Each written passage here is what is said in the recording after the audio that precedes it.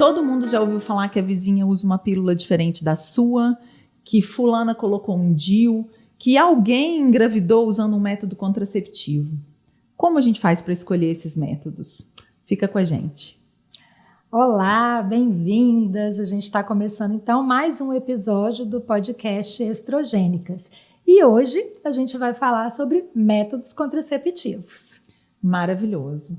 Para começar, a gente podia contar um pouquinho da história. Adoro contar a história, Laura. Então, né, essa coisa do método contraceptivo foi muito legal para a gente, né? Foi muito bom. Nós começamos aí com os métodos contraceptivos como a gente conhece hoje, né, assim, que tem mais impacto na nossa vida, em 1960, quando foi lançada a pílula contraceptiva.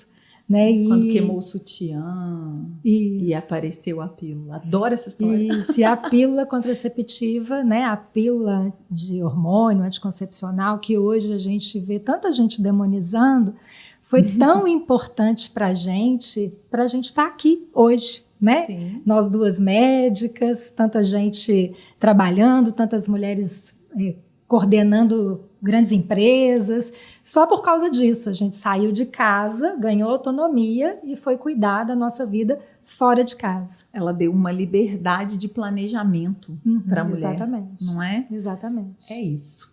E aí? Aí a gente saiu lá da Idade Média, onde tinha uns preservativos de pele de carneiro. Pele não, né? Era de intestino de carneiro. E chegamos hoje com os contraceptivos, né? Os preservativos extremamente modernos, com lubrificante, sem lubrificante, essa gama de pílula que a gente tem. Acho que a gente vai ter que desmistificar isso aí um pouquinho para todo mundo entender. É isso aí. Então, primeiro, né, o que são, né, métodos contraceptivos? O nome já fala, né?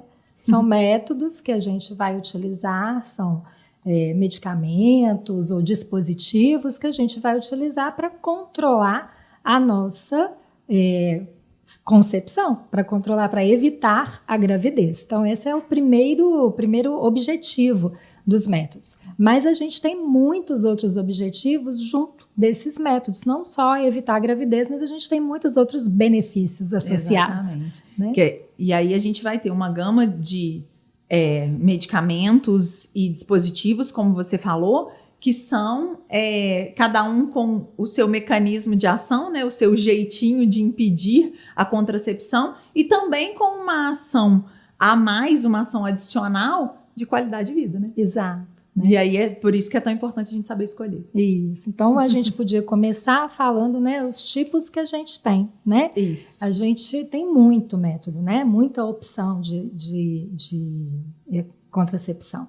Mas a gente vai falar aqui, basicamente, dos que são mais eficazes, mais comuns, né? Então, a gente classifica, né, como os métodos de curta duração, que são os métodos que dependem do uso regular, né? O uso cotidiano da pessoa. Então, a gente está falando aí das pílulas. Aqueles que dão dor de cabeça. Pra gente, o que tem que lembrar de tomar, tem que anotar no calendário. Isso, que dá um pouquinho de trabalho. Um pouquinho mais de trabalho. Né? Então, nós estamos falando de pílula hormonal, aí pode ser pílula combinada ou pílula só de progesterona. A gente está falando de adesivo, está falando de anel vaginal, estamos falando de preservativo. E acho que a gente pode incluir nos de curta duração a contracepção de emergência. Isso, né? Nós até falamos. Que não é anticoncepcional para usar sempre. Vou falar de novo. Não é anticoncepcional para usar sempre. Mas é um método que é uma tentativa de evitar uma gravidez num momento de emergência. Isso, o nome dela já fala, emergência. Isso. Né? E vamos ter também os de longa duração, que a gente vai deixar para um próximo momento para a gente falar sobre eles, né? Porque são extremamente importantes também, eficazes e estão aparecendo muito, né? A gente tem muita paciente procurando esse tipo de contracepção, né? E temos os definitivos também. Os definitivos, né? A vasectomia e a ligadura de trompas. Isso. Né? Que a gente tem que, acho que já podemos matar essa história. Matar esses dois. Vamos falar deles de uma vez. São os métodos definitivos, né? Então a gente tem que pensar bastante quando vai escolher esse tipo de método. A gente tem que estar muito certo de que a nossa prole está definida, o nosso desejo de gravidez está definido, porque eles são métodos definitivos.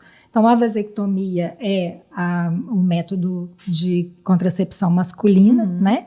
Então, a gente vai ter ali uma interrupção, vai fazer uma pequena cirurgia, uma cirurgia ambulatorial, muito simples, né? A pessoa faz a cirurgia e pode executar as atividades. Eu tenho até uma história muito interessante de uma paciente que foi fazer, custou, né, para poder convencer o marido a fazer a vasectomia. Mas você sabe por que eu acho que custa? Porque eu acho que eles pensam... Vou falar. Que eles pensam que vai fazer a vasectomia e vai ficar broxa. Pensa que vai interferir, vai cortar, né? O rapaz. Não, gente, não pensa corta, que vai, não só que vai ficar broxa, né, como que também vai interferir na produção hormonal deles. Justo. E não tem nada a ver, né? A produção hormonal, ela é feita pelo testículo e não acontece nada na vasectomia. Não mexe no testículo. Nem no pênis. E nem no pênis. A gente só vai mexer no canalzinho, né, que liga o espermatozoide ao meio externo. Então, ali é que vai ser cortada o trajeto, né? E não interfere em nada na vida do homem. E é uma cirurgia muito simples, né? Porque o órgão genital do homem, ele é externo, ele está exposto, né? Então, é muito mais fácil de fazer uma vasectomia do que, por exemplo, fazer uma ligadura, né? O pós-operatório é muito simples, é uma cirurgia ambulatorial, pode ser feita com anestesia local, ela é feita com anestesia local, na grande maioria das vezes, e ela possibilita, né, uma contracepção muito eficaz, né? A nossa taxa de falha aí é 0,1%, então isso é muito pouco a chance de falhar, e é muito, muito fácil para o homem fazer. Mas a gente tem que lembrar que é definitivo. Então, quer dizer que nunca mais vai poder ter filho? Então, não. Né? A gente tem aí a reprodução assistida, que nesses casos, onde a gente tem ligadura de trompas e vasectomia, a gente consegue buscar esses gametas, né? Tanto o óvulo no ovário quanto o espermatozoide no testículo ou no epidídimo, e possibilitar a fertilização in vitro. Né? Eu acho interessante lá a gente falar também que você falou muito bem da facilidade de fazer a vasectomia, né? E que como as trompas, o aparelho reprodutor feminino está todo intraabdominal, a cirurgia é mais complexa, embora hoje a gente tenha a videolaparoscopia, né? Que seja uma cirurgia menos invasiva, né? Mas é uma cirurgia que é muito mais trabalhosa, que tem um pós-operatório que demanda um pouquinho mais de cuidado, né, do que a vasectomia. Agora, uma coisa que eu acho extremamente importante a gente lembrar é que não pode sair fazendo assim a torta e a direita, né? Nós temos leis no Brasil. A gente tem lei, né, que vão reger essa esterilização definitiva, né? O Sistema Único de Saúde faz esse tipo de cirurgia, mas precisa passar por uma avaliação. No SUS, a gente tem que ter o aval de 2 médicos, né? Para poder fazer a cirurgia. Tem que ter um tempo entre a manifestação do desejo e a realização da cirurgia, que é de aproximadamente 60 dias, né? Existe a possibilidade da mulher fazer a laqueadura no momento do parto. Não é o que a gente prioriza, né? Mas existe essa possibilidade. E no caso da assistência privada, né? Nos planos de saúde, também existe essas legislações. Sim, tem que cumprir tem que ter consentimento informado e tudo. Agora, tem uma coisa muito importante. A lei no Brasil mudou, né? Há alguns anos, mudou em 23, é isso? Acho que sim. Né? E a gente tem agora que mulheres mais jovens podem fazer a laqueadura, mesmo que não tenham filhos, né? E não precisa mais do consentimento do parceiro.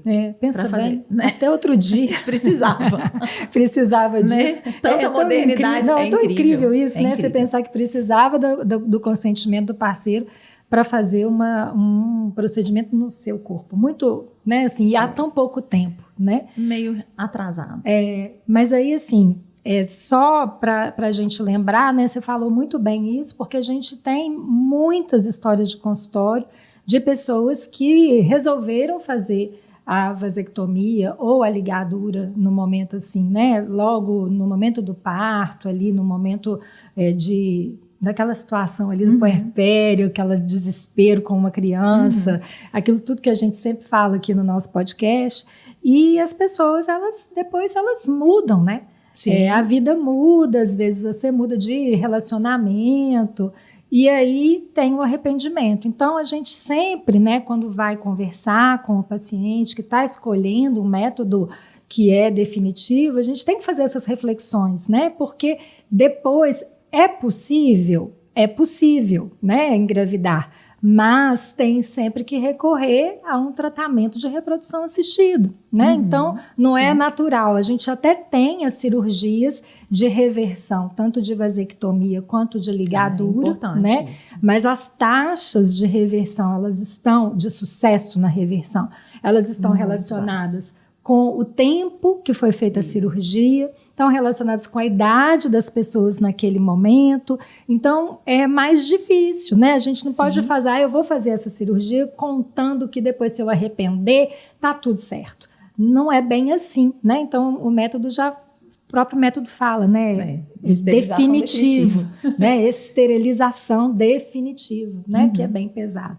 Mas é um método muito seguro, os dois métodos são muito seguros, com taxas de sucesso, né? De evitar a gravidez muito altas. Então, para aquela pessoa que já definiu, né, a prole, é isso aí, tá? É um método viável. Extremamente indicado, com certeza. Extremamente indicado. Agora, eu acho que a gente podia começar com o pesadão, né? Eu gosto de falar desses negócios porque no consultório, por exemplo, quando eu prescrevo, eu escrevo um testamento, né? Então vai lá, me conta para eu poder aprender, porque eu não faço isso. Eu ponho lá assim, tomar um comprimido por dia, sempre no mesmo horário. Escolha um horário que você vai lembrar. Põe o seu celular para despertar. Ah, pois é. Eu tenho uma dica ótima, tá? Mas hoje em dia, a maioria desses contraceptivos orais, né, que é o que a gente vai falar agora, eles têm aplicativos, né? Tem aplicativo para lembrar. Né, de tomar, de fazer o intervalo quando tem intervalo. Que agora é uma gama de coisas, né, que existe dentro das pílulas hormonais, né? Então, assim, da pílula hormonal, a gente vai ter a pílula combinada, né, que são 2 hormônios, o estrogênio e a progesterona. E como você disse, né, a gente tem uma gama, então a gente tem muitos tipos de progesterona. E cada tipo a gente vai escolher de acordo com o perfil da paciente, de acordo com o que a gente quer de benefício além da contracepção. Por isso que não pode usar o que a vizinha usa, né? Não pode usar o que a vizinha usa, não pode usar, né? Tem que, não pode usar aquele que o balconista da farmácia indicou. Mais uma vez, a medicina individualizada, o cuidado individualizado para escolher o tipo de método contraceptivo que a gente vai usar. Isso, até a gente tem também diferentes tipos de estrogênio. Exatamente. Né? A gente tem estrogênios mais próximos dos que a gente produz hoje. Né? Eu acho que hoje as pílulas mais modernas, elas estão muito assim, né, Lau? Com uma quantidade cada vez menor de hormônio e com derivados estrogênicos e progestagênicos muito próximos do que a gente realmente produz dos endógenos, né? Exato. E aí eu acho que por isso tem que ser tão individualizado, né? Porque às vezes a gente está falando tanto aí de anticoncepcionais de ultra baixa dose, né? De derivados modernos de hormônios, mas que às vezes não vai se encaixar para aquela determinada paciente e a gente vai ter que lançar a mão de uma pílula que às vezes tem uma dose maior, que às vezes tem um tipo diferente de hormônio, né? Então, eu acho que é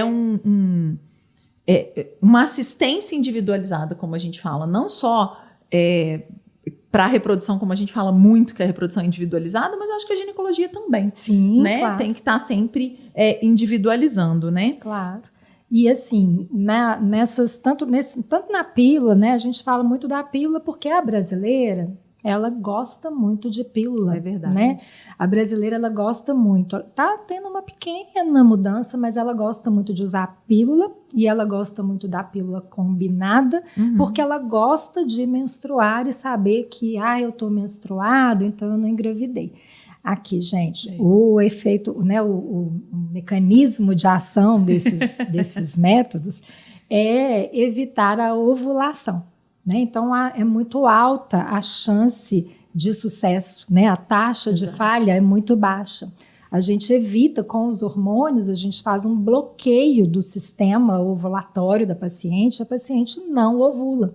Mesmo naqueles métodos que são só com progesterona, que hoje a gente tem, e a gente lança a mão demais, porque é menos medicamento, menos hormônio, né? E a paciente não tem ali um sangramento, aquele sangramento de privação. Mesmo com esses, ela está muito protegida. Né? Em termos de pílula, a gente tem aí uma taxa de sucesso que gira em torno de 6 a 8%, né? De taxa de falha, de 6 a 8%. Uma taxa de sucesso alta. Né? E aí, mas eu acho que a pílula, Lau, além dessa segurança que você falou, que a mulher brasileira tem esse perfil, né? De gostar de menstruar, de saber que eu tô menstruando, então eu não engravidei, aquela coisa toda. Eu acho que junto com isso vem o que a gente falou do benefício para a qualidade de vida que o hormônio traz, né? Não e veja bem, a gente não tá falando de reposição hormonal, nada disso, a gente tá falando de contracepção, né? Então, aquela pílula que ela toma todo dia e que suprime a ovulação dela e faz ela sangrar regularmente, dá para ela uma qualidade de vida, de saber que naquele dia ela vai estar menstruada, então ela pode programar uma viagem, ela pode programar um date, ela pode programar, entendeu? Então isso dá uma qualidade de vida para a mulher.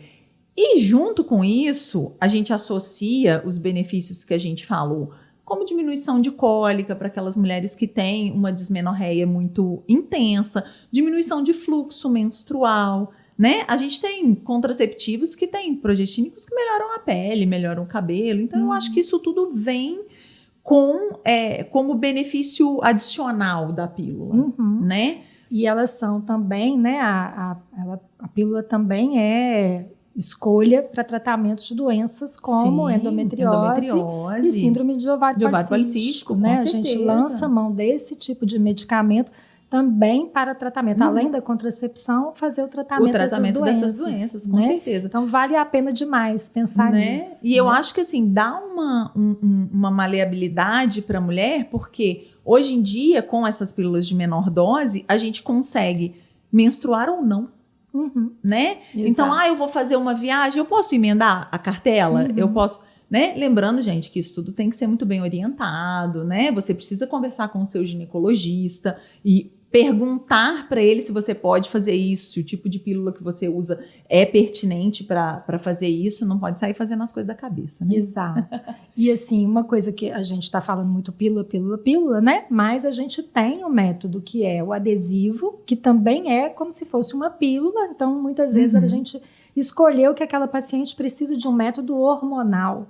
E um método hormonal combinado, mas ela não consegue se lembrar de tomar o comprimido todos os dias. A gente tem outras vias, e uma delas é o adesivo, né, que é um adesivinho, como se fossem esses adesivos de parar de fumar, né?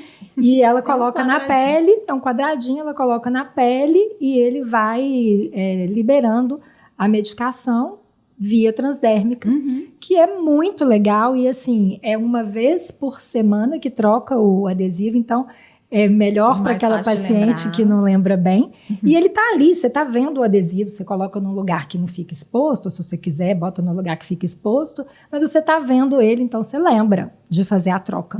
E uma outra possibilidade, uma outra via que eu adoro... eu também adoro essa.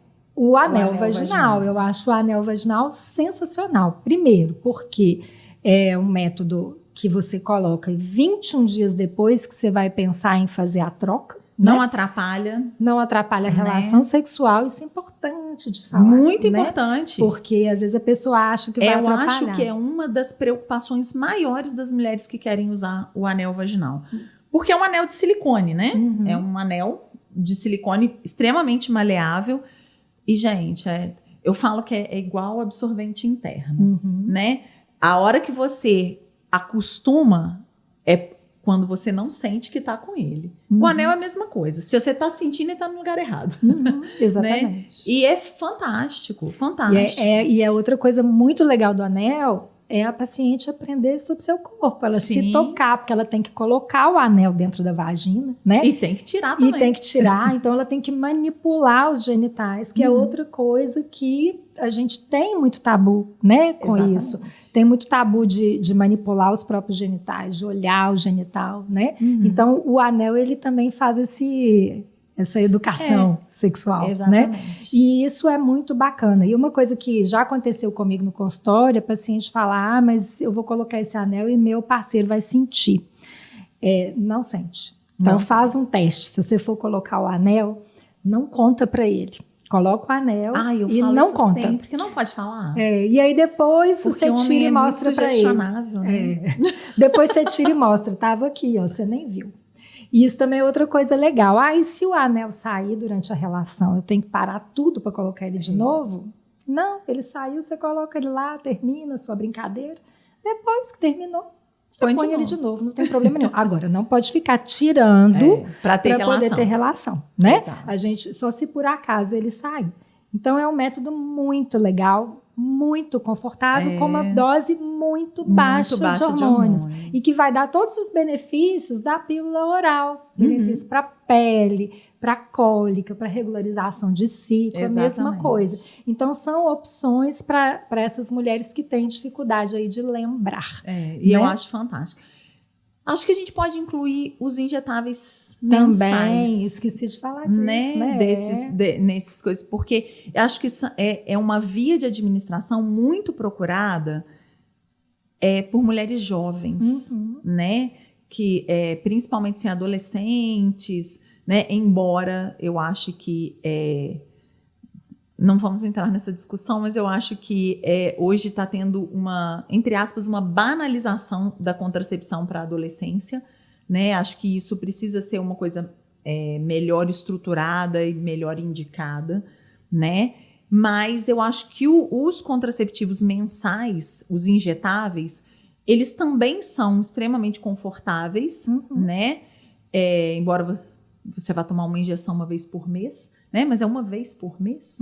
O seu celular vai despertar uma vez por mês só para você lembrar, né? E é um método também eficaz que pode ser melhor lembrado, talvez, do que a pílula, do que o anel, qualquer coisa do tipo. E a adolescente às vezes procura justamente porque ela não contou em casa, exatamente, né, que está usando. Isso. E aí ela vai lá na farmácia, faz a injeção, ou vai lá no posto, faz a aplicação, e ninguém fica sabendo, né? Então é uma opção interessante também. E as doses também, né, são baixas. Exatamente. Teve uma melhora nisso daí, a dose não é uma dose alta, né? Então é um método também, uma opção também de uso desse método.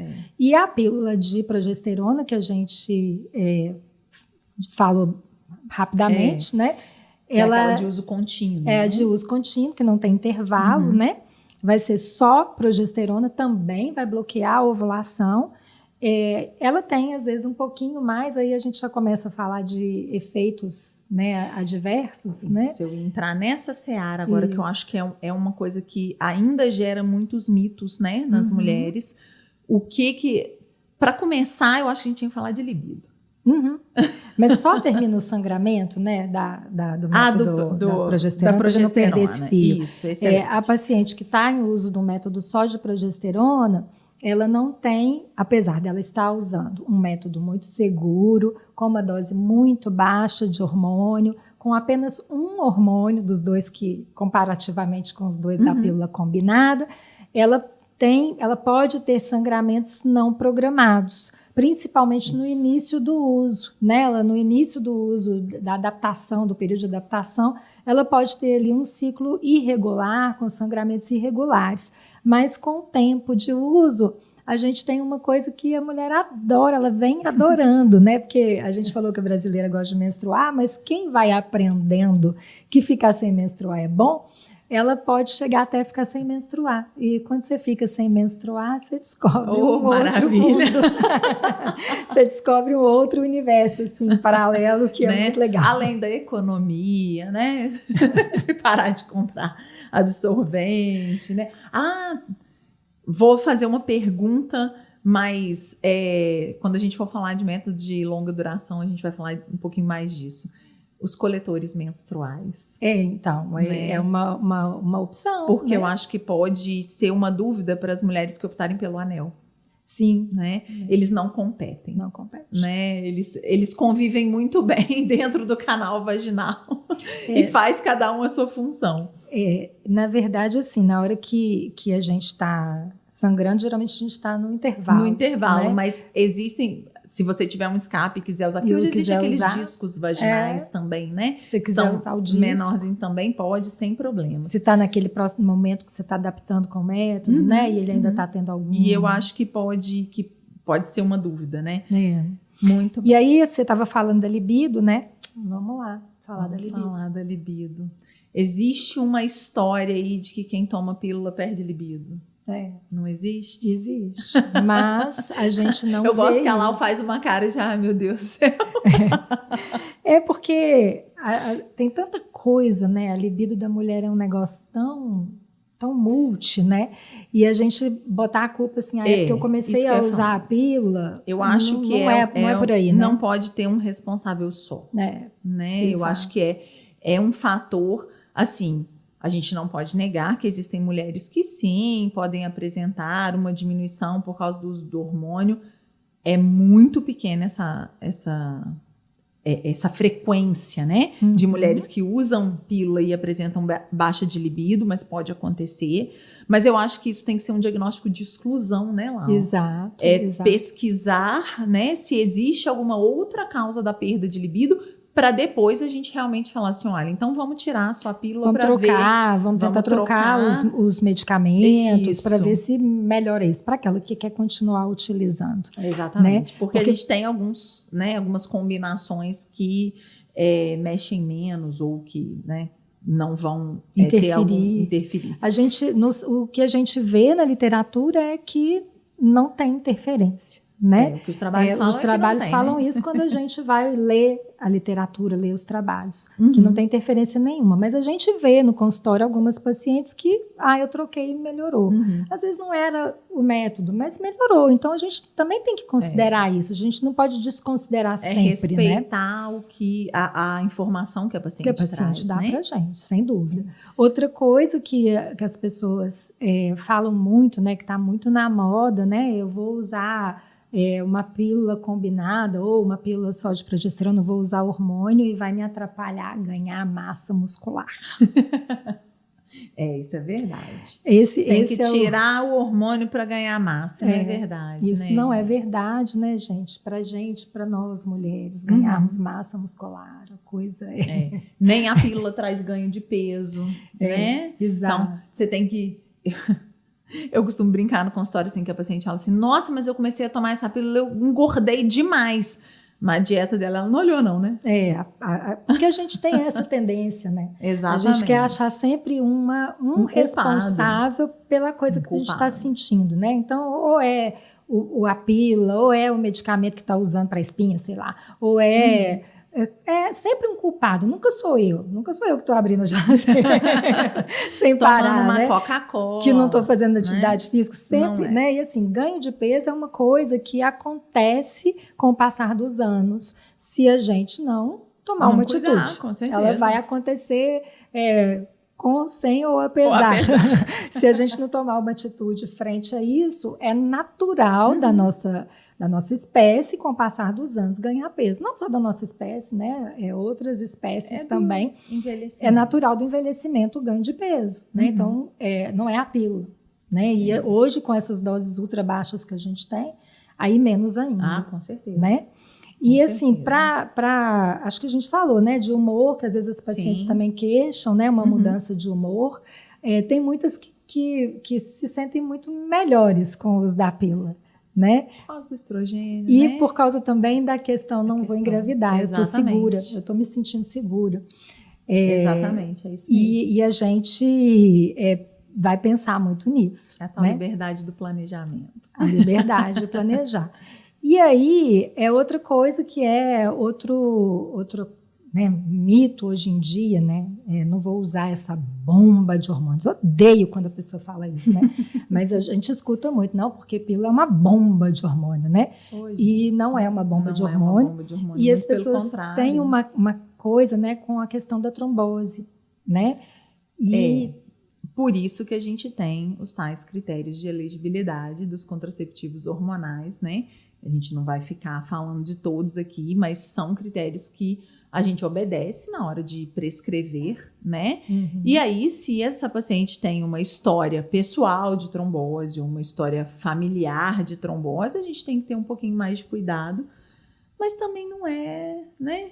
A gente é porque senão a gente vai entrar na seara de todos os critérios de elegibilidade e acho que não é o assim, objetivo, né? as pílulas, dependendo do tipo de combinação, ela pode levar a um aumento de trombose, né? Mas é um aumento muito pequeno. Então, quando a gente para pensar, a gravidez, ela aumenta muito mais o risco de trombose. E o pós-parto aumenta mais do que ainda o risco de trombose. Então, se a gente pensar que eu quero evitar trombose, aí eu não vou usar a pílula, mas se eu engravidar, o meu risco é maior. Se eu tiver meu menino, meu risco é maior. Então, a gente tem que pensar. E aí, essa história do critério de elegibilidade são critérios, né, são condições que a pessoa tem que a gente vai avaliar. E quanto mais condições a pessoa tenha, a gente vai juntando fatores de risco e isso impede ou libera a gente para poder utilizar um ou outro método. Então, quando a gente vai no ginecologista e ele vai escolher junto com a gente um método, né, a gente vai levar em consideração, nós médicos vamos levar em consideração a saúde atual da pessoa, né, a idade da pessoa, o estilo de vida, né, a história clínica dela e vai colocar ela nesses critérios de elegibilidade, né? Então, a gente tem aplicativos, graças a Deus, porque o negócio é enorme, né? A gente tem aplicativo e a gente coloca, então, vai colocando ali. A pessoa tem 25 anos, a pessoa não fuma, a pessoa não tem história disso, não tem história daquilo. E aí, qual método que é categoria de liberação, que a gente chama de categoria 1 e 2, né? As de liberação. Não tem. Então, o aplicativo é bom porque ninguém consegue guardar isso. Não, tudo, né, e, gente? e tem mudança toda hora, né? E tem mudança toda hora. Toda hora a Organização Mundial de Saúde atualiza pra gente, né? Porque os estudos vão chegando e a gente, então, vai atualizando. Agora, é muito importante a gente lembrar, né? Assim, que pílula, né? Principalmente pílula combinada, né? E cigarro não combina. Com certeza. E vape é cigarro, tá, gente? Como é que é o nome daquele negócio? Além de chamar de vape, chama também de... cigarro eletrônico? Cigarro eletrônico, tem um outro nome também que dá hoje em dia, né? Mas é o vape, daqui a pouco eu lembro. O vape, ele é cigarro. E ele... Pendrive, isso aí. O pessoal tá soprando pra gente aqui, porque a gente esquece, idosa, tá, eu gente? Não sei essas coisas não, mas é isso, pendrive, vape, cigarro eletrônico, isso tudo é cigarro, tá? É do mesmo jeito. E talvez, assim, a gente não tem estudo ainda, mas talvez até pior, porque a gente não tem como mensurar a quantidade de cigarros que tem ali no vape, né? E isso não combina com pílula. Né? Não combina com hormônio de maneira geral. De maneira geral, né? Então, não combina com pílula, não combina com hormônio da terapia hormonal. Não combina com a vida, né? Cigarro não combina com nada, né? Então, assim, cigarro é uma coisa que a gente devia abolir. Minha amiga, acho que pra gente finalizar essa primeira parte, eu vou puxar a sardinha de novo pra gente. Pro nosso lado, né? Que eu gosto muito quando fala assim, duas coisas que eu acho que a gente precisa falar para encerrar sobre esse tipo de método contraceptivo. O primeiro, eu preciso fazer uma pausa para descansar meu organismo. Gente, time que tá ganhando, a gente não mexe. Não precisa, meu isso time é mentira. Mexe lá, vamos melhorar, vamos voltar a ganhar. Né? Tem que mexer aqui. Né? Eu acho assim, não vale a pena. É um mito, né? Não precisa fazer intervalo de pílula, não precisa parar de tomar para limpar o organismo. Era isso que eu queria lembrar. Para limpar o organismo. Não precisa, né? E outra coisa que eu acho que é importante a gente falar, as pessoas ligam muito o tempo de uso de contraceptivo com a demora para engravidar, né? Eu tomei 10 anos de pílula, eu vou demorar muito para engravidar. Não é verdade também. Então é por isso que eu não estou conseguindo engravidar. Né? Exatamente. E na verdade, a pessoa não está conseguindo engravidar porque ela ficou 10 anos mais velha, 15 anos mais velha, né? Por causa da pílula, né? A gente sempre cai na idade, né? Sempre cai na idade, infelizmente. E tem também um outro lado, né? Eu já tive paciente que chegou no consultório falando: não, mas eu usando pílula, eu estou guardando meus minha óvulos. Reserva, porque eu não estou ovulando. Porque eu não estou ovulando. Né? Isso não acontece, né, gente? Infelizmente, a gente tem perda de reserva ovariana mesmo sem ovular. Mesmo sem ovular, né? Mesmo usando pílula, mesmo grávida. Exatamente. A vida toda acontece. Isso é um processo que é normal, com certeza, né, pra gente. Né? Acho que a gente pode encerrar dizendo que precisa sim consultar um ginecologista para usar um método contraceptivo, gente. Não pode usar da sua cabeça, não pode usar o mesmo que a sua prima usa, que a sua vizinha usa, né? Procure o seu ginecologista, converse com ele, né? Que vocês juntos vão escolher o melhor método. E você já usou algum método? Está em uso de algum método? Quem foi que te ajudou nessa decisão? Conta pra gente aí. Se você gostou desse episódio, compartilha com as suas amigas e continua acompanhando a gente aqui no Estrogênicas Podcast. Nós estamos em todas as plataformas de áudio e também no YouTube. E em todas as redes sociais.